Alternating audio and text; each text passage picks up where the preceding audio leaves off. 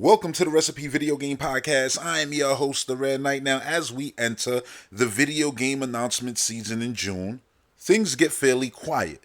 And right now, we are in the quiet weeks before everyone starts revealing what they've been working on for years. And it's an exciting time. We're going to see a ton of indie games. We're going to see a ton of AAA games. Everything, everything from the smallest to the biggest games. A lot of games, most games will be announced in June. And then at other shows throughout the year, you'll see those games again. Maybe you'll see a CGI trailer in June, but the announcement is going to come in June. And gameplay might come later, but June is the time. And I'm excited. I really am. And while we don't have a confirmed show for Nintendo, while there's no confirmation that Sony's going to do anything, Microsoft is doing something. Summer Games Fest is happening. Future Game Show by Games Radar, which are always really good for new announcements and very weird, odd games that you won't see at any of the other big shows. So I really do like Future Game Show. I like what they do when it comes to hosts, how they usually get video game voice actors to host the show. I like that. It's like the Oscars.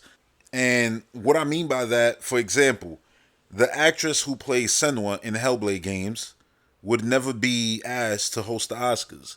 So Games Radar doesn't go outside of the video game world to ask some random actor or some TV show host to come host our future game show. No, they actually go and get the most popular actors from the latest, most popular game to host their most latest show. And I think that makes perfect sense. It gives those actors the opportunity to promote their latest game release. It puts eyes on them, right?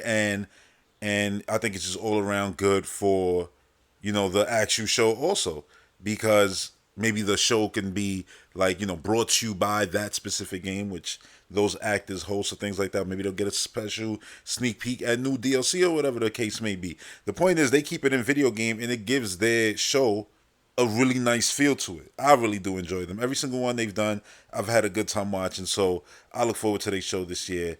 And yeah, I'll actually give you the date for that right at the top of headlines. So without further ado, let's get into it right now.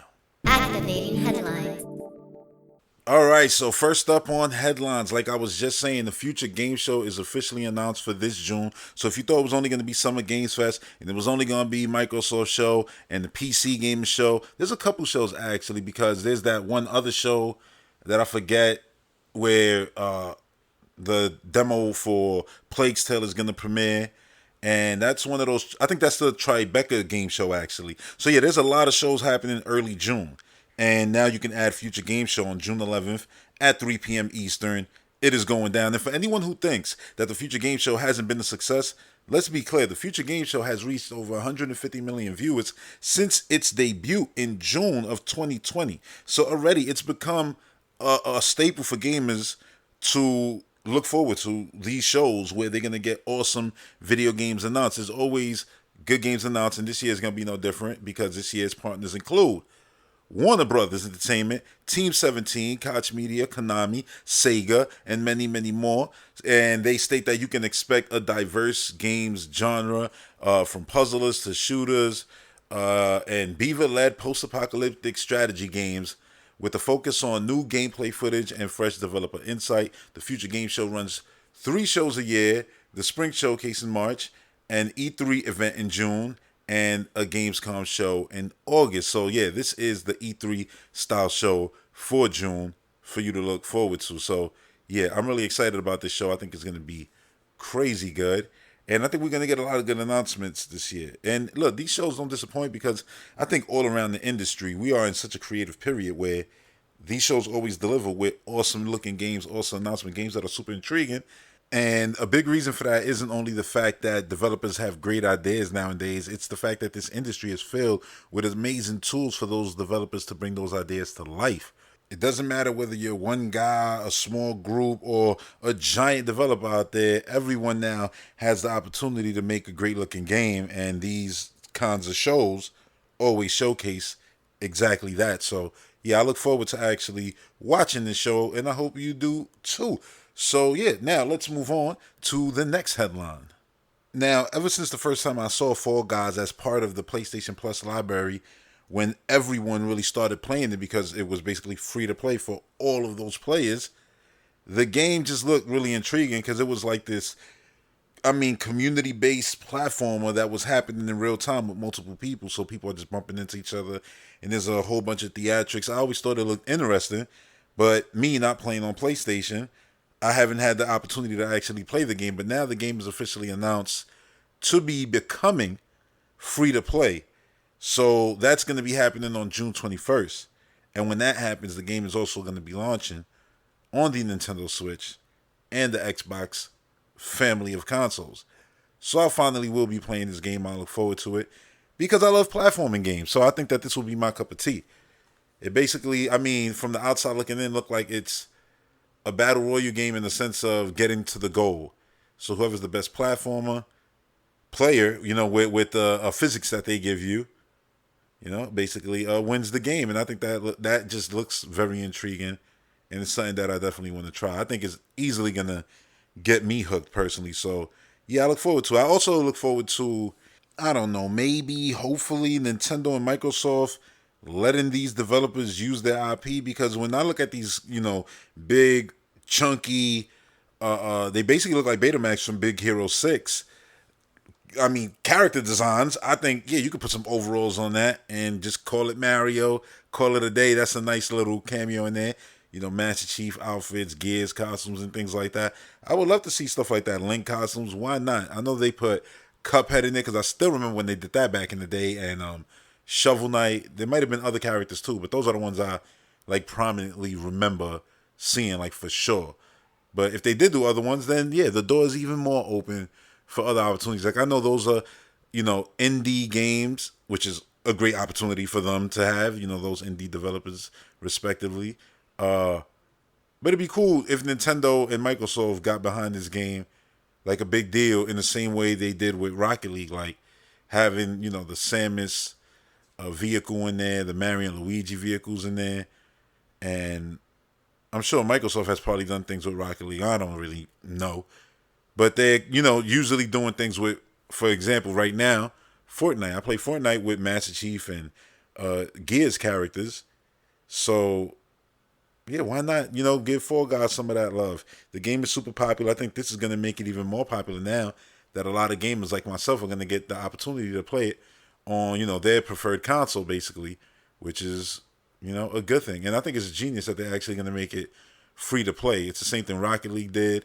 A lot of games can benefit from going free to play. Just look at Multiverses. That game right now, I feel, is really benefiting from being a game that's gonna be free to play, but right now it's free to play in the sense of the beta. If you got in, you can play it, and there's a lot of buzz around it. Had that game been a closed off experience that cost $60, I don't think it would generate the amount of buzz that it has now. And now when the game comes out, a lot of people who didn't get into the beta, they're definitely going to be excited about experiencing the game, not only because of the characters that are going to be there, but because the buzz around it has been pretty damn good so far.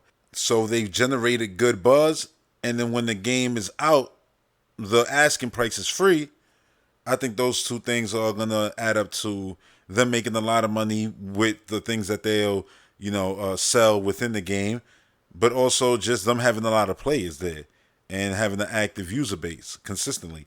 I think that's going to definitely play a giant part in it. And again, free to play, something like Fortnite and things like that. So yeah, a lot of games can benefit from going free to play. So anyway, I'm excited to see why everyone's falling head over heels for Fall Guys on June 21st. Finally, see what all the goddamn fuss is about. And yeah, now we're going to move on to the next headline, which is Tantalus stating that they actually haven't been asked by Nintendo at all to port over any of the Wii U Zelda games, which to me is absolutely good news. But here's the thing. I want to read this to you exactly the way it was said by Tom Crago, the CEO of Tantalus. He said no. And look, we'd obviously love to do that when he was asked about, porting Twilight Princess. So no. And look, we'd obviously love to do that, but that hasn't been a priority for Nintendo, or at least not in conversations that they've had with us. See, so it's not happening. But that's not what you should focus on. What you should focus on is the fact that, or at least not in the conversations that they've had with us. So they're doing stuff for Nintendo. They're still working with Nintendo because they're clearly still having conversations with them, but the conversations don't focus on Twilight Princess or likely Wind Waker. And that's a good thing because they already did that. And to ask them to do that again would be a huge waste of time, especially when the job right now, after what the president of Nintendo was talking about in the last, earnings call about wanting to have their player base, just carry over perfectly using Nintendo accounts. It's time.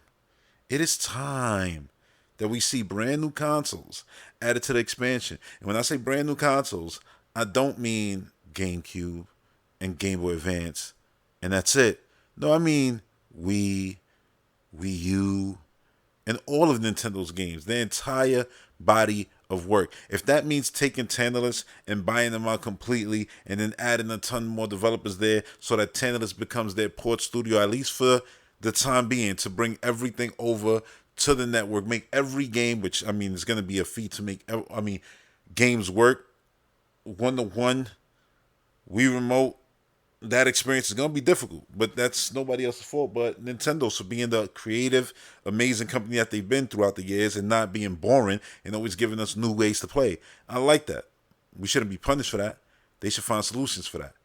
And if Tantalus has to be that team, where then we can get all the games on the service, we can be done with it. There it is. All Nintendo stuff. The same way you can get all the Microsoft stuff on their service, all the Sony stuff on their service, Nintendo needs to do the same exact thing, right? But if that's not what they're doing, I would much rather the conversations that they're having be about other games that may need porting, that people have been wanting to play for years in higher resolution, other great games. You know what I'm saying? That could use the HD shine. A lot of 3DS games could use that. Things like Link Between Worlds. Even things like Ocarina of Time 3D made HD 1080p would be beautiful. One of the greatest other games with the best art style version of it being ported to their latest console. It's a great thing. I would love that. But then there's stuff like Metroid Prime, complete remakes they can do. Maybe they could do a complete remake of Super Metroid in the style of Dread. I personally don't want that, but if they did do it, I would play it for sure. I would rather a new sequel to Dread. But the thing is, like, if we're gonna sit here and entertain them doing something old, yeah, I'm happy that they're gonna do something different from the last thing that they ported. As much as I know people may want Twilight Princess and Wind Waker, and I do believe that those games should be playable on every Nintendo console. And that's what, to me, the solution isn't one or two ports. It's, get everything ported to an online service so that eventually when you got to pull the trigger and say, yeah, we want Nintendo on all devices, TVs, PCs and everything, you already did the work. And then you can just do it. Why be so behind when you know this is the direction everyone is going in? Everyone. Sony recently talked about, them going more multi-platform and doing more things and that's already what it is. The writing's on the wall with their games coming to PC, their games doing great on PC. You're gonna be seeing their games on PC. It is what it is. So you know how some people be like, yeah, I don't gotta get an Xbox. I got a PC. I can get Game Pass there and I can play all their stuff on PC. If I buy on PC, I also get the console version because their console, just buying their first party games is awesome like that. Yeah, it's true. And that'll be the same thing for Sony because why? They want a bigger piece of the gaming pie. The PlayStation pie is huge. It's awesome.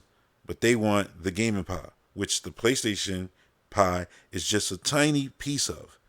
It's a huge piece, but it's still a tiny piece of a giant, giant, giant pie. And they want way more. You know what I'm saying? They're hungry. And I get it. Microsoft has that same hunger. And Nintendo could play, I don't know, like they don't like pie. Oh, they gonna like pie. They are going to like pie, kicking and screaming. That's not an opinion. That's just inevitable. Inevitable. Gaming is so big. It's so big. And the way people are going to consume games, it's going to change in the same way people consume music. Anyone saying otherwise, I'll see you in a decade. And when you're, playing your goddamn latest video game with no goddamn console at all, and you just gaming on playing Nintendo, this, that, Yeah, and you just subscribe to different services, Nintendo, Sony, Microsoft, and things are just wildly different. I'm gonna say, yeah, there you go. Not saying that you won't be able to go into a store, buy a game, put it in the console. Of course, there's gonna be an opportunity for you to do that. I believe a decade from now, 20 years from now, because us gamers, well, we just not gonna let go of the past, but we also aren't gonna just shun the future. And as you can see with everything gaming, from online games to how gaming is currently right now.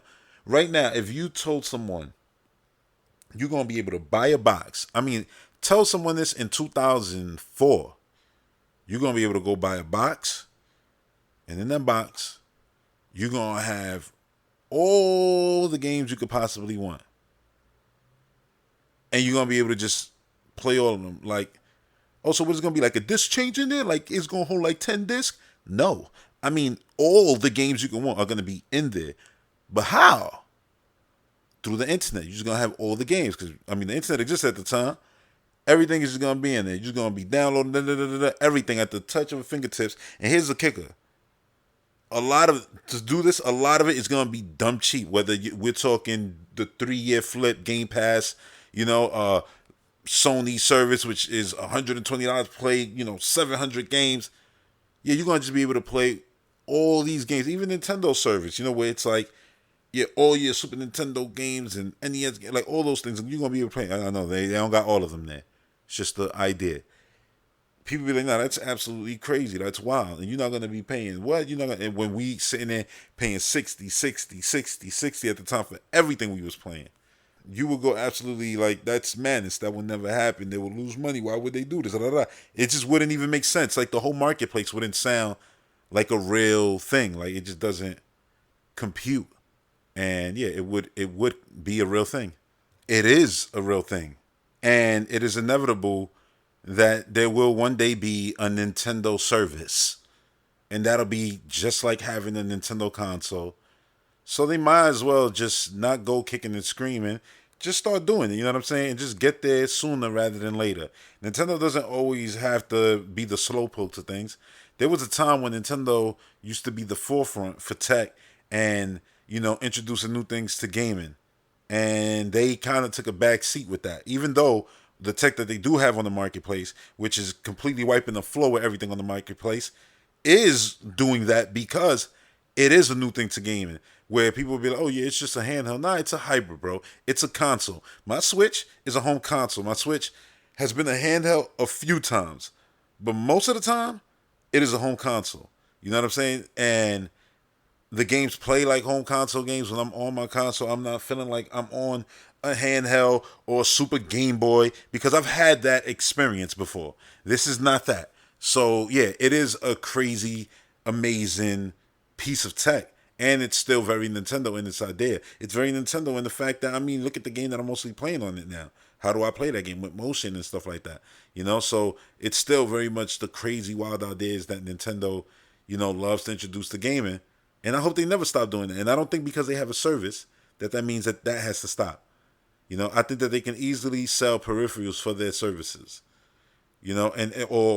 Or have games played multiple ways. It's going to be an interesting dynamic of seeing how Nintendo goes about innovating in gaming and innovating with the IPs, because I think that's something that their developers is not going to want to lose that part of Nintendo where it's like we get to introduce new hardware ideas. So I think that will still be a thing, and they'll find a workaround, but they just have to start thinking like that and about that, and stop thinking so smaller with just, remaster this, remaster that. It's like, nah, try to get everything over, onto a service that can just easily transfer over to your new hardware. I think that's the most important thing for all of these companies to get before moving forward with even anything else. Like, it's such an important thing for us, how many times do we spend countless years, thousands of dollars on these consoles? So when they introduce a new one, nobody wants to feel like, yeah, all that thousands and thousands of dollars that you just spent, gone. You look at the Wii U and the 3DS eShop, they've been down forever, or whatever the case may be. Or is it the Wii and the DS? It doesn't matter. The shop is down forever. And people are like, man, that's crazy. You can't download the stuff you owned before. If you didn't download, well, now you shit out of luck. Like, nobody wants that experience. So when things are completed on the back end side, where, every time we pick up a console, it's just there. Just whenever you, want to play me, I'm right here, just lurking in the background. All you got to do is holler, and I show up. Like, awesome. That's all anyone wants with their product. It's the same thing with your movies and things like that. It's like, you buy a physical copy, you get that digital copy. No matter what happens to your physical copy, you're always gonna have that digital copy in the background to hold you down, no matter what, just in case. It's a good feeling, and then you feel like you have this extra ownership over your games. And that's what I be feeling like with Xbox. And I think, yeah, Sony needs to do better with that. Nintendo definitely does. And hopefully, because of Microsoft doing so well right now in the marketplace, like this week they actually, because of, shortages and things like that, but they sold more Xboxes than PlayStation 5s in Japan, which they haven't done since back in the day. Like, that's awesome. But they're gaining leverage, hopefully, with all of that leverage that they're gaining because of their service, Game Pass. And now you're seeing Sony, try to have an answer to that. Hopefully that'll be the same thing with Nintendo. They'll continue to expand their current service and have all their catalog to compete, to feel like, yeah, we got to have everything in order to compete with what they're offering. It's the only way, because we can't just sit on some NES games, and some SNES games, some 64 games. And it's like, yeah, that's about it. There'll be other little console games here and there. Like, nah, we got to move up. We got to go to the GameCube. We got to go into our catalog. So hopefully that'll happen. And I know I pulled a whole lot from, Nintendo that's just basically saying, we haven't been asked to make an old game. But I'm hoping that's the reason, because Nintendo got bigger and better plans for their old games. So it's pointless to ask them to make one when they're trying to bring all of them over. That's just a dream. You know what I'm saying? So, yeah. Tantalus hasn't been asked, but clearly they're still having conversations with Nintendo, which is a very good thing. Means we'll get more stuff from them. They're a cool-ass developer. They've done some great ports. I look forward to seeing what they do next, because, Skyward Sword was the last one, right, that they did. So, yeah, I look forward to seeing what they do. Next up, Nintendo has patented an anti-cheat-like service, which I think it's awesome, because that's definitely going to play into making stuff like Splatoon a lot, better to play online. So the Nintendo patent, it's called a testation program, something like that. So it's to fight cheaters, basically. So when they see that, their IP address or whatever the case is, doing something mischievous that it shouldn't be doing, they're gonna immediately kick them out the game, ban people and stuff like that. And I'm like, that's good, because you got this online service, and a part of online being good is not having a ton of hackers in your games. So I'm happy that they're actually doing stuff like this. It just shows me that they're getting more serious about their online. And hopefully, as they add these crazy new patents, these crazy new ideas, in order to make their games feel safer from all kinds of different things, hackers and things like that, maybe they'll get more comfortable with actually, allowing voice chat in their own software, off their own console, not off their separate app or something like that.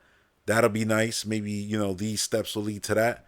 A man can dream, man. A man can dream. I won't hope for it, because, I did a lot of hoping between 2001 and 2015. Yeah, I'm about done. I ain't trying to do that again. No way. But, yeah, dreaming. Oh, I can dream. I can dream that Nintendo's online service will be on par with every other console manufacturers out there. But hoping for it? Yeah, I'm not going to waste time doing that. But anyway, let's move on to discussing this week's finale of the Halo series. And what a finale it was. This last episode was completely action-packed.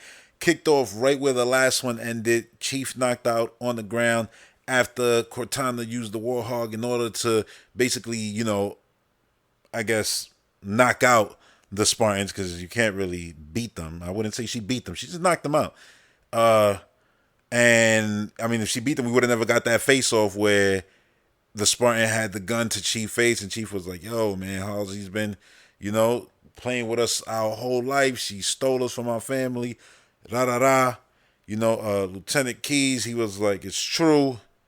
Spartans, they finally saw the truth, and yeah, this episode continued the tradition of this show, making Kai a absolute crucial part of this series. She's my favorite Spartan on the series. The show could be about her, and I would enjoy it so much more.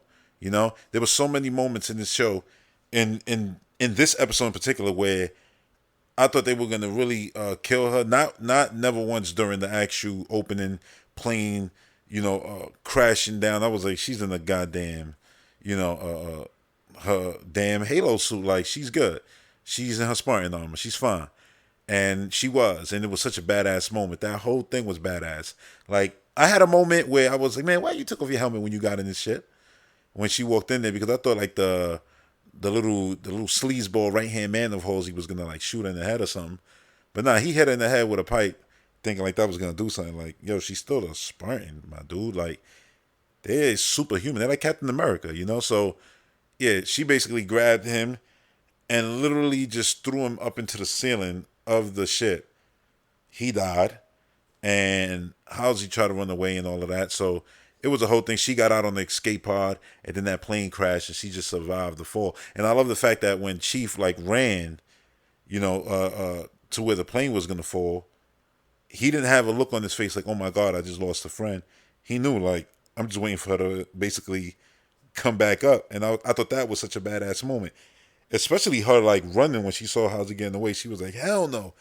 She started running so fast and then jumped on that ship and then like shot the whole engine out and everything. It was so good. I thought that was awesome. But the whole episode, I mean, just action packed. There was first person shots in this episode. There was so much good action. You know what I'm saying? Like, I mean, Chief fighting the Brute was super cool because, the whole hammer action, like him hitting damn Spartans into walls, punching Chief head in while Chief was on the ground. It was a lot of, good action in this episode. A lot of Halo goodness. I mean, you're going to be seeing gifts of that, I feel like, forever.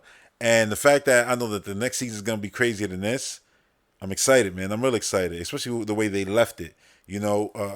At the end of this season, they really left it in a way where the next season you can have a Master Chief in the helmet the whole time. Because, well, the way this season ended, Cortana took full control of the Chief so that the Chief could basically pick up the artifact and take it away from the Covenant.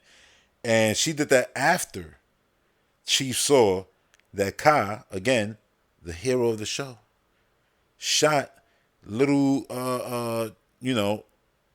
Chief lover girl, traitor girl, McKee. Shot her right through the damn chest. So while she's on the Halo ring where she's like, "Oh yeah, I'm staying, I'm not leaving." A word? You not leaving? Okay. Well, you just saw the blood coming out of her chest, and Chief was like, "What the hell?" So yeah, he saw who did it, and she had all the right to do it. Like, everything she's done on this damn show this season, she's been basically in the right the whole time. The star. Love her so much, man. Absolutely. I'm like, yo, put her in the game. Give her own game series.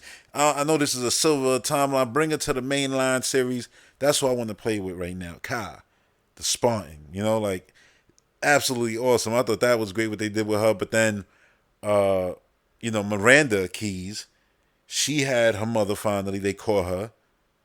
And she told her, like, you too dangerous to lock up or to just leave in exile.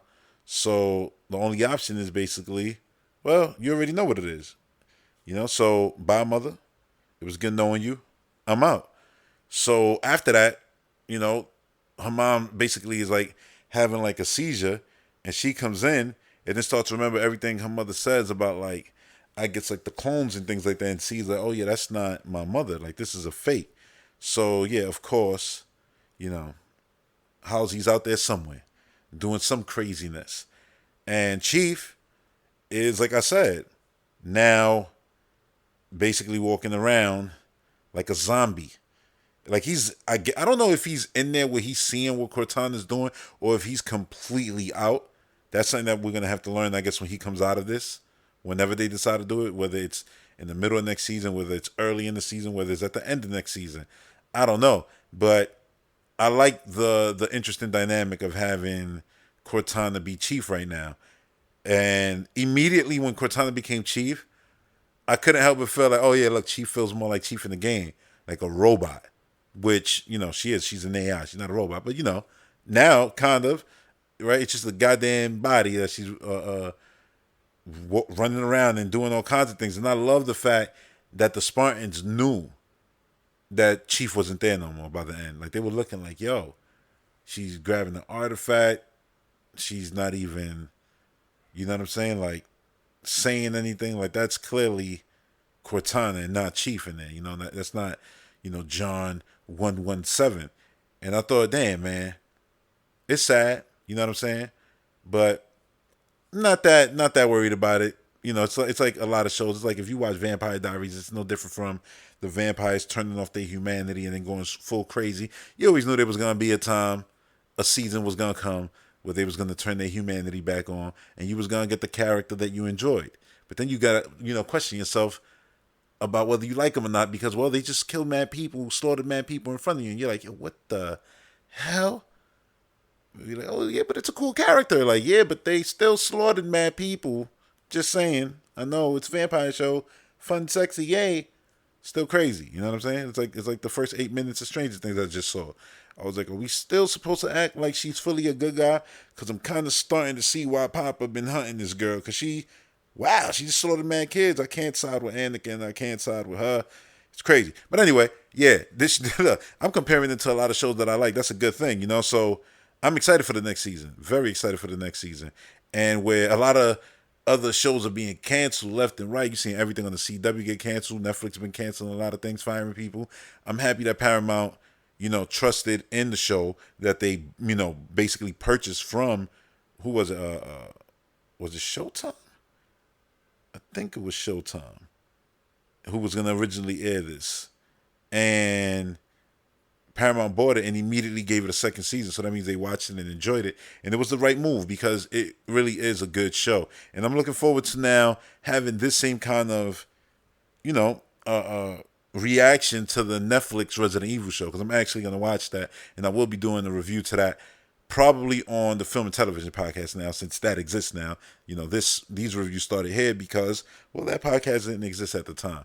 Next year when season 2 comes out, expect the reviews of the Halo show on the Film and Television podcast. Now, the Halo show, I don't know how you feel about it, but I know I enjoyed it, so I'm going to put up a poll so that we can, see what the Patreon is feeling, what everyone is feeling, how they were feeling about the Halo show.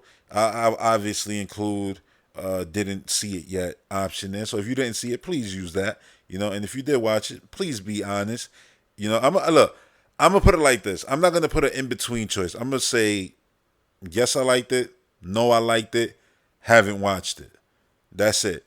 So that way, if you didn't like it, then you didn't like it. Like if you lean more towards not liking it, then you just didn't like it. Just say you didn't like it. And if you lean into, there was things I liked and it was cool, I'm gonna check out the next season, then you liked it enough. And you can vote on, yeah. That's all I want to know. I just want to know where we really, landing and feeling with this show, because I know that I really did enjoy it a lot. Like I really, really liked it. I was like, damn, this is something that I want more of in my life. I don't want this to go nowhere. And I'm happy that while I was watching season 1, I had that comfort of knowing there's a season 2 being developed already. And I hope that by the time we get to season 2, we can watch season 2 knowing that season 3 is already in development, so we can have that same comfort of knowing that this thing that we're really enjoying, this video game product at that, because come on, video games can be shaky sometimes. Like, this is an actual great product, like, and it's doing well in a whole different medium, at a time where hopefully everything else video game related show wise, like Last of Us and stuff, comes out and is good. That's what I want. I want everything to be good video game wise. It got nothing to do with console leads. Like, you love video games, you should want to see video game win outside of the video game world. Like that, like, let's take over everything. I'm always gonna be on the side of video games when it comes to that. So yeah, even more than comic book movies. Like, if I had to go, who should win the Great War, comic book movies or video game movies? I'm gonna go for video game movies, just because I think video games have far more variety, versus just everybody being superhero save the day. There's a lot more stories to tell in video games. So yeah, The Halo show. Loved it. Enjoy it. Looking forward to the next season. Now, let's get into the final segment of the show, the big topic, if you will. So with June coming up, E3 season coming up, and there being no E3 this year, one can't help but wonder, will we actually get a Nintendo show on that faithful Tuesday, June 14th, 12 Eastern? Will it happen? Who knows? The point is, Nintendo has had a E3 show for, over 20 years now, every single summer. They've been dealing with E3 since the 90s. So I feel like it would be weird for Nintendo to not have a show this year just because there isn't a E3. It feels like at this point Nintendo's been doing their digital events and their things based off their own timetable more than anything. And I think that goes for every console manufacturer. Like Sony stopped doing E3, so expecting the E3 like show from them in June is weird because, well, they just don't work on that timetable. But Microsoft does, and that's why their show was happening at the same time it would have happened had there been the E3. And I feel like if I had to guess, I would guess that there is going to be a show from Nintendo this year, like there would have always been, because Nintendo, I think, has it already built into their, physical year plans and things like that to announce games in the summer. So I think we will be getting a show. Now, if they do a show, what would be on this show? That is what this segment is going to be. But before that, I want to talk about Star Fox Beyond. What is Star Fox Beyond? Star Fox Beyond is my idea for the future of the Star Fox series. This would be the game that would open this potential show. Yes, let a man dream. This whole damn... Look, I'm not going to sit here and try to make this realistic, because realistically, I can just say they have a lot of video games that they can go to the show with and just show, and really they can reveal one or two things and be done with it. And it'll still be a great show, because the games that are already revealed, there's a lot of great games that fall under that bracket, like Metroid Prime 4. Look, we could do this all day. Breath of the Wild, you know the list. The point is, there's a lot of good games that can fill a show that's already known. So I'm not going to make that show really. Like, it's going to be slightly realistic, but I'm going to throw in some hopes and dreams. So let's start with Star Fox Beyond. And I'm going to go into detail on what Star Fox Beyond is because, well, I think it's a great idea. I think it's the only way the Star Fox series is actually going to be able to exist, because anything else will be, well, like every other Star Fox game that's came out since 64, a failure for the most part. And I don't want that for the series, because I think the series can live on and can thrive. So Star Fox Beyond is my idea. Star Fox Beyond is a game that would star Fox and Crystal McCloud's children. The story would be something along the lines of, during the last Star Fox mission, Fox McCloud was actually killed in a battle with Andross. Andross was defeated, but sadly, like his father before, we lost our captain. Peppy had already been retired from Team Star Fox for years prior to this event and had taken the position of General Pepper before him. He became the new General Hare. Sadly, General Hare would pass away a few months after that final Star Fox mission.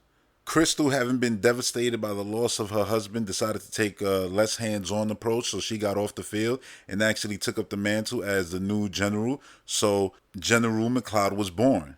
Falco and Slippy, having been the last two members of Team Star Fox team, decided to just disband it. And Slippy went on to become head professor at the former Corneria Academy, now named Hare Academy. So he gets back in the field eventually in this game as the co-pilot of the Gray Fox alongside Rob64. Yeah, Rob64 is still alive and kicking. What you thought, Slippy was going to let him just fall apart? Absolutely not. So what happened to Falco? Well, Falco was actually last sighted, not in physical form. His R-Wing was part of the missing man flyover during Peppy's funeral.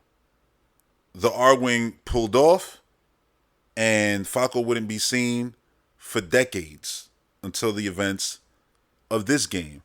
So who does this game actually star? If I'm killing off characters left and right and retiring characters and, putting characters behind desks and things like that, well, like I said, this game is going to star the kids of Fox McCloud and Crystal McCloud. Twins. Yes, twins. Marcus and Luna McCloud. Marcus, the boy, is blue like his mother, and Luna is orange like her father. Luna has been the winner of the Lombardi Award every single year since she's been able to fly an R-Wing. That's like the top flight award that you can get. So just to be clear, she's nice. Yes, she looks like her dad, and she's nice. And don't get it twisted, Marcus is no slouch either. Now, you might know the name Marcus because it's actually canon, right? Marcus was the kid that they had in one of those endings, or one of those weird endings at the end of Star Fox Command. But Luna McCloud, that's just a made-up name. Luna, why? Well, Luna. It's just space. Anyway, I just think it's a perfect name. So yeah, Luna McCloud, absolute badass. Marcus was actually blue at the ending of Star Fox Command. So I said, I'm going to keep him blue. But Luna, she's just like her daddy. You know what I'm saying? She looks just like her daddy. She's just a female. She just has her mother's features, but she's the color of her daddy. So yeah, like I said, she's nice with aviation and all of that. Those are two members. Third member is Lucy Hare. Daughter of Peppy Hare. She is the third member. She's the brains of the group. You could say she's Donatello, or you could just say she's like her dad. Smart, genius, who the characters are going to lean on the most when it comes to their issues, spilling their beans. They just need somebody, to talk to. This is who they're going to talk to. They're going to talk to Lucy Hare. And finally, the final member of the group, chosen by none other than General McCloud. Yes, Crystal. Yes, Marcus and Luna's mother said, this dude right here is your fourth member, and this is the new Star Fox. Wolf O'Donnell Jr. Yes, the super hothead. He's taking the role of Falco. He's a super hothead, but he joined the team actually after he made the decision to capture and arrest his parents' killer, Pigma. Yes, Pigma betrayed Wolf and killed Wolf's wife too. Was going to kill the kid too, but couldn't. You know what I'm saying? And for whatever reason. But yeah, that kid grew up, got a little bit older, and in the moment where he could have did what, his family, because his family was still, a bunch of gangsters and all of that. He was still raised like that. He could have easily just killed him, decided, you know what, I'm going to arrest him. I'm going to turn him in. Pigma was turned in. Pigma would die a few months into his prison sentence because he betrayed so many people. He had enemies in there. So yeah, he got bodied in there. And, Crystal, seeing this kid who was all alone, said, you know what, I'm going to put him in a position where he could put all that pent-up aggression, to good use. And that's how he became the final member of Team Star Fox. So that you got it. You got Marcus, son, Luna, daughter of Fox and Crystal McCloud, Lucy Hare, daughter of Peppy Hare, and Wolf O'Donnell Jr., son of, the Fox's villain, main villain for so many years. Yeah, now friend, you know what I'm saying? One might even say like a sibling at this point to Marcus and Luna. There's real genuine love and respect there. So, what causes Star Fox team to get back together? After years, years have passed, like about 20 years since, the last time we've seen Andros, since the day that Fox McCloud died. Yes, fell to Andros just like his father did. Andros has reemerged. And now, it's time to defeat the galaxy's oldest, greatest threat. And yeah, that's what this game actually accomplishes. Because in the final half of this game, old man Falco joins the team because, there was somebody who kept in contact with Falco, at least Falco kept in contact with. And that was General McCloud. Yes, General McCloud. So Crystal actually sent the SOS to him, Team Star Fox needs help. Like, Team Star, what are you talking about? Basically, the kids, man, the kids are not all right. So they need your help. You know what I'm saying? She's like, Slippy's out there with them, but the Gray Fox took so much damage, and he's just trying to basically keep it together in the middle of goddamn space as he's floating through it. And yeah, the kids are having crazy trouble with Andros. So Falco hears that, like, Andros is back? What? He dusts off the old R-Wing, having not have flown it since that last time he flew it at Pepe's funeral. Gets into action, meets up with the crew, and they're happy to see, like, yo, it's Uncle Falco. We remember you from when we was little. You know what I'm saying? Like, crazy. And and Falco, in the last battle, actually sacrifices himself in order to save Marcus, Luna, Lucy, and yeah, a wolf. Because Falco hated the wolves and all that, so he hated Team Star Wolf a lot. So like saving his son, that's a cool thing. Like he sees, like, yo, that's, you know what I mean? Like, they have that moment where it's like he finds out, like, oh shit, that's goddamn Wolf O'Donnell's kid. That's crazy. You know what I'm saying? So yeah, he sacrificed himself to save all of them. And in his final moments, we have that Star Fox 64 like mystical moment where Falco actually sees both Fox Senior and Fox Junior. Two of his oldest friends who he failed. And basically Fox looks at him, Fox looks at him and says, I guess I should be thankful. And Falco says it's about time, with a tear in his eye, because, well, you saved his family. And it's something that he couldn't do for, sadly, his father and himself. And it will be, such a heart-wrenching moment, a beautiful moment, and such a cool way to just pass the torch to a new generation of Star Fox players. It's basically what Star Fox 64 did. It was like cleansing the franchise, and this is another cleanse of it, and making it something new. So that would be the storyline. But just to be clear, what makes this game a success isn't the storyline, which is awesome. That storyline I just made up right there. I loved every second of it. Nah, what would make this game a success would be the fact that this would all be played in 4-player co-op, online or locally. And then when it comes to a separate online mode, I'm going to be 100% clear when I say Star Fox Battle Royale. R-Wings, Landmaster, Land, subs, let's go. Battle Royale, run around, last man standing, teams of 4. It writes itself. And then the hook that Nintendo can actually put to this Battle Royale mode will be that they actually design like 4 big places to play on, and they alternate through those maps, throughout the month. Not throughout the seasons, throughout the month. And then new seasons bring new maps.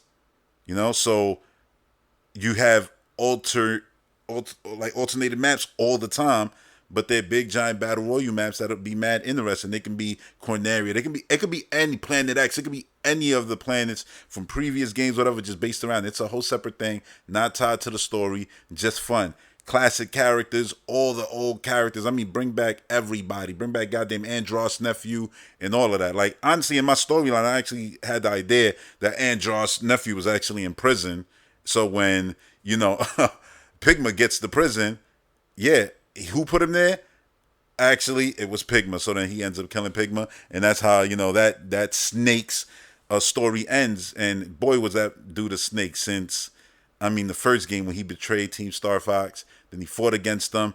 To have it be a situation where he actually betrayed, Wolf and killed his, wife and attempted to kill his kid and stuff like that. That'll be a super interesting story. And a cool way to just put that dynamic of having Wolf's son be a hero. And I just think it's cool. But anyway, yeah, multiplayer would have to be a crucial role to this game for it to be fun and successful. And what better time when Nintendo is doing, anti-cheat patents, and they have an online service where they want more games that have online. Star Fox with an online single player that maybe has leaderboards that, people can actually speed run the games and then have competitions like that. That'll be great, because Star Fox games could be real short, like an hour. I could see at Evo, it could be a competition like teams of 4, and it's like not even going up against each other, but who could beat the game the fastest, and it's like just fun stuff like that. That's what it needs. Star Fox's story is a community-based story. It's a group. And Star Fox the game needs to be a community-based game, played in groups. And I think it'll find huge success. It could fill a ton of gaps in Nintendo's online portfolio, because what you can do with the game it's endless. You can, like I said, a battle royale mode, but you can have team deathmatch modes where it's like, 12 on 12, and you got people on the ground, like, and it could be like your big Battlefield style game. You know what I'm saying? Or you could have just a mode where it's just on foot, and it can be inside of a base, and that can be your corridor shooter and stuff like that. Like, you can do anything with it.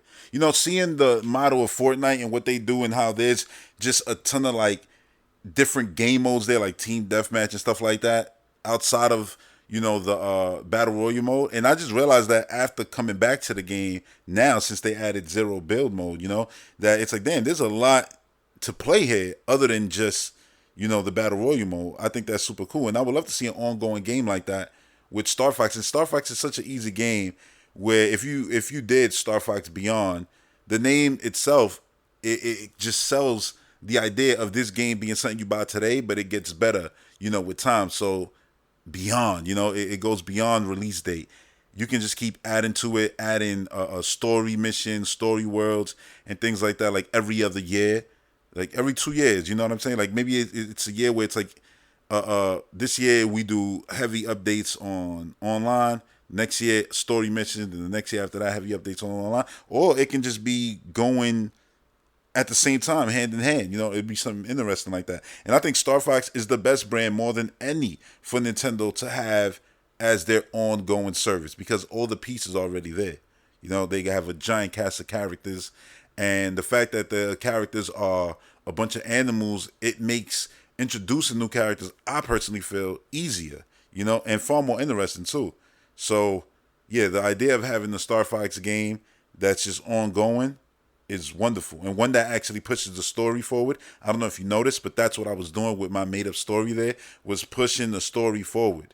I'm tired of playing a rendition of Star Fox 64, and that's what I love about Metroid Dread.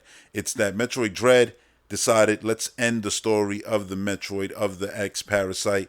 Let's move Samus forward. There's no more Metroids in this universe. The only one that exists is the title of character, Metroid. Who's Metroid? Samus now. Funny, back in the day, all Nintendo fans used to be like, you got it wrong, you know what I mean? Like, Link isn't Zelda, and Samus isn't Metroid. Well, Link isn't Zelda, but Samus is definitely Metroid now, which is awesome.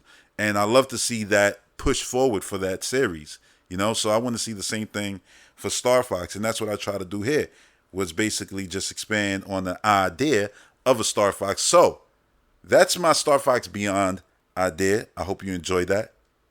Now let's talk about the rest of what this Nintendo Digital E3-like show, event, whatever you want to call it, will actually include, because it wasn't just going to be this amazing grand Star Fox game. Absolutely not.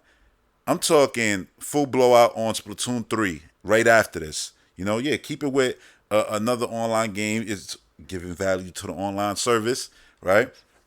And this showing would actually impress, because it would separate the game from Splatoon 1 and 2, which I think that's what they really need to do in their next big showing for this game.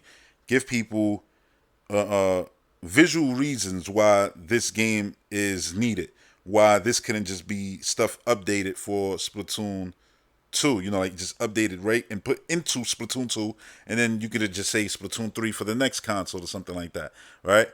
And we get Splatoon games every generation, and just have the one that, that one just keeps getting updated throughout the generation until the next one comes out in the next generation. I think a lot of people have that, feeling towards Splatoon 3 right now. Don't get it twisted. That's a feeling they have. They still gonna be there to play the game. If they liked it, they're gonna be there. And I say this, like, me personally, I'm excited for Splatoon because it's just a new one. In the same way that people get excited for the yearly entry of Call of Duty. And I think it's kind of not fair that Splatoon, the game that takes years off, kind of gets like shade because, it's just more of the same. But I'm like, yeah, but it's not back-to-back years. At least you get a ton of free content for that last one. You know what I mean? And now this new one is coming up, and it's going to introduce new things. It's a reason why they decided, trust me, I truly believe that it's a reason why the Splatoon team said, this can't be DLC. This has to be the next game.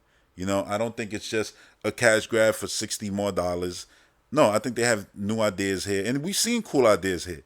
And I think this would be the time to reveal a lot of those ideas. What are the game modes? What are the different weapons? What's the single player gonna be like? There's gonna be different things there, and I think this is the time to show it. So after that, Bayonetta 3, yes, a brand new trailer with a release date confirming 2022. It's happening. So nothing more needs to be said there except that hopefully this will show better than the first trailer for Bayonetta 3. Well, not the first trailer, because that little teaser. I mean the first actual trailer where you saw the game, which was the last one. It wasn't that impressive visually, but that to me is like always been the thing with Platinum Games game. A lot of people have been saying that, and I'm like, why is this a thing now? Like, it wasn't like Bayonetta games were the most cutting edge looking games out there. At least to me, I never thought of them like that.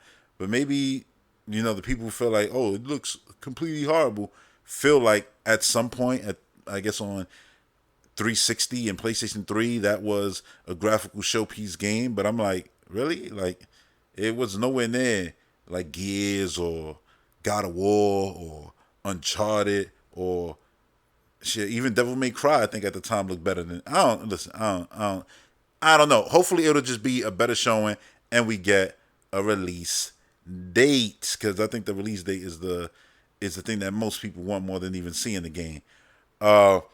Next up, multiple new sports for Nintendo Switch Sports. So not just tennis, but the rumored dodgeball, basketball, and maybe something more. Maybe even the promise of, just continued support in the future. So not only what you see here, not only these sports, more will be announced in the future, which would be really exciting to have, a lot of content to look forward to in Switch Sports. In the same way, Mario Kart, if you bought your pass, your booster course, you got a lot to look forward to for the next year, So I would love to see something like that announced for Nintendo Switch Sports.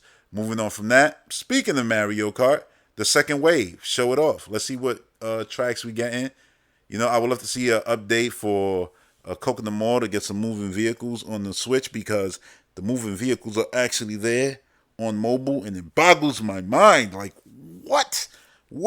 How? And if somebody says an excuse like, oh, it's like more players on the console, it's like, then make the road bigger. You know what I'm saying? Like, this is why you remastered it, to be able to make tiny changes and make things better.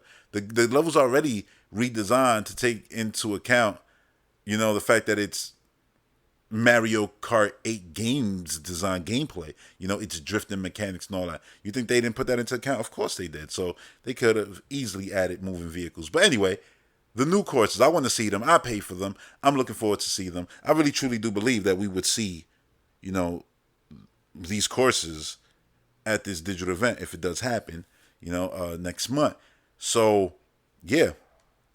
Now, next up, a new date potentially for Advance Wars. I don't know if this is going to happen, but we could potentially see a new date for Advance Wars. The thing is, nothing has really changed from the reason why they delayed it. So I really feel like they shouldn't touch on Advance Wars at all. They shouldn't talk about it. They shouldn't bring it up. They shouldn't show it. So, yeah, no new date for Advance Wars is what I wanted to mention real quick. Just in case if you're wondering why I don't bring it up, as one of the things that they do show off. So I'm saying we're not going to see this game at all. Next up, Mario Strikers. The game would have already been out. How great would it be to actually see DLC announced for it? Yes, brand new suits, brand new themes for, the levels and stuff like that. And yeah, brand new characters, because a lot of people know damn well that this roster is way too thin. We need some DLC characters. And how cool would it be if this all came at the beautiful price of free? That'll be awesome. You know what I'm saying? Not saying that they can't do paid DLC later, but it'd be nice if they, do like Splatoon does. A lot of Nintendo games do free DLC, which is nice. You know what I'm saying? A lot of the times now they do it because, well, their games be lacking in content out the gate. This game doesn't look like that's going to be the case, so I just wanted to be like, yeah, we just adding characters that we know you would love. Characters probably, take more time to be put into this game because of the, the super animations and things like that. So getting throughout, I guess, the years would be cool. You know, it's better than nothing. You know, and these online games, they can keep going. Like, there's no reason that these games should just be like, oh, they came out, that's it, it's over. No, you continue to add to them and bring people back. So even if you stop playing it for a while and you're online and you're seeing, oh yeah, that game I own is getting content. You know, when you go back, you're gonna have a lot of new stuff to enjoy whenever you get that itch to go back and be like, yeah, you know what, I want to play some goddamn Mario Strikers. And then you got a whole bunch of new stuff there to look forward to, new characters to play with and stuff like that. Indies. Let's get to the indies real quick. Silk Song at this point has to get a release date, right? At this point, we've known about this game for a long time. So I say it gets a release date and confirmed to be timed exclusive for the Switch. So that game doesn't come out on anything else until 2023. But it comes out on Nintendo Switch in 2022. Shinnen's new game, also timed exclusive, gets revealed right after this. It's awesome. It's not tourist. It's not fast. It's not anything that they did previously. It's something completely new, but it's breathtaking and beautiful because, well, that's what Shinnen do. After that, Mario Rabbids. Yes, we finally see this game again. Looks amazing. You know it's going to look amazing. This game is going to be great. It's going to be one of the best games whatever year it decides to come out in. We get a release date and a gameplay segment to show off the new 3D maps and how different it is from the previous game. Finally, but not final, but finally, we get to, I know what you've been waiting for, Breath of the Wild. Breath of the Wild 2, I mean, look, Nintendo basically said, you're going to get it in this quarter, right? Early, whatever, second quarter, whatever they said, right? Maybe they give it a solid release date right now. Yeah, this far out. They say, you know what? That's the date you got to look forward to. I personally don't want that because me, nowadays, I feel like I want companies to just, be like Netflix. Like Netflix reveals trailers to their movies and they shows right when it has a release date. So when the trailer ends, you'll see the date at the end. I would love if video games did that. Like, yo, we don't show it till the last moment. It's done. It's ready. Now we do deals for marketing for the game because we know we got a finished product. So you're sitting on the game a little bit, right? And you give it a date and there's no way it's going to get delayed. Why? Because the game's been done. I would love to see video games take, that kind of rollout instead of, oh yeah, let's announce a date years in advance and not hit that date. No, we're not going to hit that date. Have no idea if we actually going to be able to hit that date. Yeah, no, it's not cool. So I don't know about them doing the actual release date, but Breath of the Wild 2, uninterrupted video game segment. Yes, gameplay segment. I mean, I want to see this uninterrupted. I say video game because it's not a trailer. No, it's the game. Uninterrupted segment. And then it ends with a small montage that they basically, put on YouTube. Even though they put this whole segment on YouTube. Like, they'll put that small montage on YouTube as, like, the latest trailer. But it's just a montage really showing off the gameplay and all the things that they revealed in that uninterrupted gameplay segment. So, yeah, that's what I want to see for Breath of the Wild.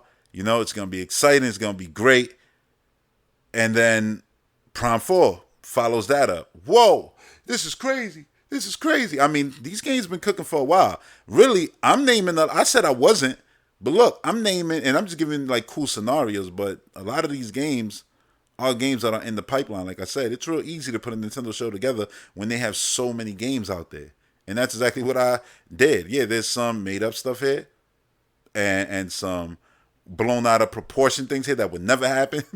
But yeah, a lot of these games can actually show up. Like Prime 4, it's not, wishful thinking anymore. No, this is a game that's been in development for years.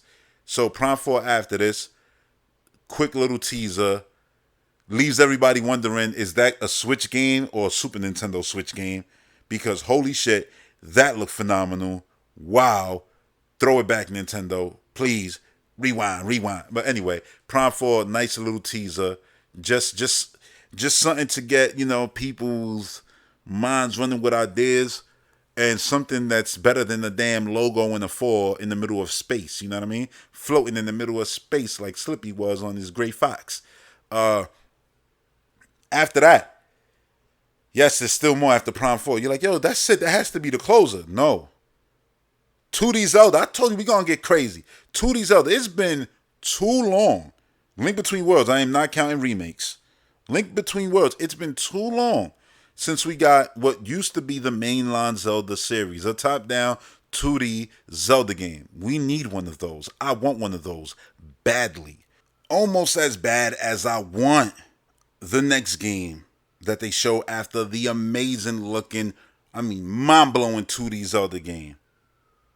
2D Mario. Yes, 2D Mario. I'm throwing it in this show. I wanted to happen. It's been too long, and I do not count Paper Mario games. I'm talking mainline 2D Mario. I want to save the princess. It don't gotta be saving the princess, but you know what I mean. If I ain't saving the princess, if she ain't in another castle, it ain't a real 2D Mario game. I want a real 2D Mario game that actually changes it up. A new 2D Mario game. Just to be clear, that it's not a new Super Mario Brothers game. A new crazy art style, crazy visuals, a lot of, the pizzazz and character that we've been seeing the Mario characters doing in these games, from Odyssey to Luigi's Mansion to the Mario and Rabbids games. I want to see that kind of character in a 2D Mario game. Ooh, that is the dream.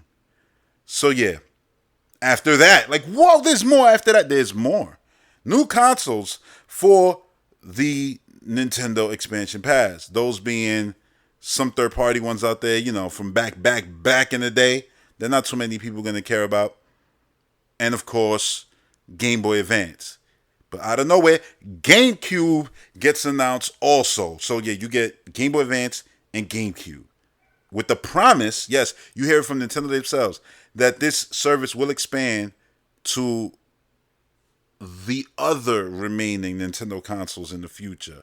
Whether that be on this console or next console, who knows? But that'll be cool to know that they're not just going to stop at GameCube, but they're going to get all of their consoles on their service. Mwah, chef kiss, right? So after that announcement, we get Miyamoto to come out, right? And he'd be like, man, how about that 2D Mario? How about that 2D Zelda? Woo! Well, here's the teaser to the Super Mario movie. And we finally get to see the Super Mario movie, what it looks like. We get to be blown away by it. And then he goes, yeah, I look forward for that movie coming out. But this is a video game show, so it's only right I end it on the video game. So, launching this fall, 3D Mario teaser ends the show. Brand new Mario, success of the Odyssey, crazy fire. Personally, though, that's what I think would really happen. But personally, what I really want it to be, he goes, this is a video game show, so it's only right that, I end this, properly. So here's the brand new game from the developers of 3D Mario. And it's Donkey Kong. Woo, 3D Donkey Kong. I would be so happy. That to me is the biggest announcement that Nintendo can make ever right now. Because I already got Prime 4 confirmed. I'm already getting the Breath of the Wild 2. I believe that they're making the 2D Mario and they're making the 2D Zelda. The one thing I want is Nintendo to say the 3D Mario team is actually not making Mario, but they are, because it's still Mario. Donkey Kong is in the Mario universe. There is no Mario without goddamn Donkey Kong. They're making Donkey Kong. And they're doing it right with all the love and care that you see them put into the Galaxy games, 3D World, Bowser's Fury, all of that stuff. That open world test, 3D Mario, Bowser's Fury, they did that because, well, they weren't going to make another goddamn 3D Mario on the Nintendo Switch. No, they were going to save that for the Super Nintendo Switch. And what we were getting now on the Nintendo Switch is a 3D Mario game. Bro, that'll be the greatest ending. This will be the greatest show of all time. And the crazy part is, a ton of it could actually happen. It's not out of the realm of possibility. I really do hope that Nintendo puts on the show, man. Every single year I look forward to my Nintendo show. Yeah, that was the end of the show, the Mario game, of course. I can't go crazier than that. Smash Brothers! No, but no, for real. I really do hope that they put on the show this year, because it's been tradition at this point. I'm looking forward to the Xbox show. I know the Xbox show is going to be fun. It's going to be great. It's going to be good stuff. I know, future game show. I know some game. All these shows are going to have something that I'm going to look at and be like, I want to play that. That looks awesome. But man, there's nothing like a Nintendo show, especially a good one. For me, for this here Nintendo fan. You know what I mean? I love all video games. But my favorite IP are tied under that goddamn umbrella that is Nintendo. So yeah, they could put on a hell of a show, and I need a hell of a show from Nintendo this year. I think they're gonna do a show. If I had to be a betting man, I would bet that we are gonna get a show.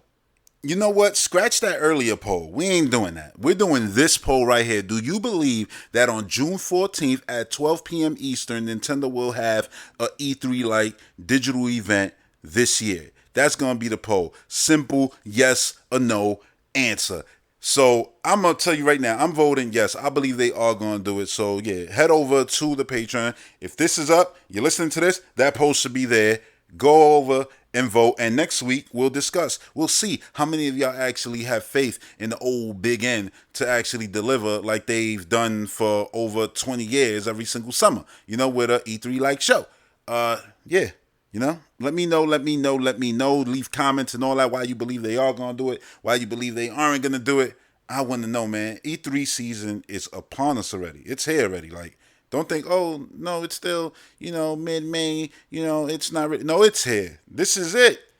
It's the time to get excited, you know what I mean? And I know excitement will go even higher if we knew that we was getting a Nintendo show. I know a lot of people would be a lot more excited because the truth is, it's a lot more exciting when everybody's participating. Like, I would even be more excited if Sony was like, we're doing something too, because it's like, yay!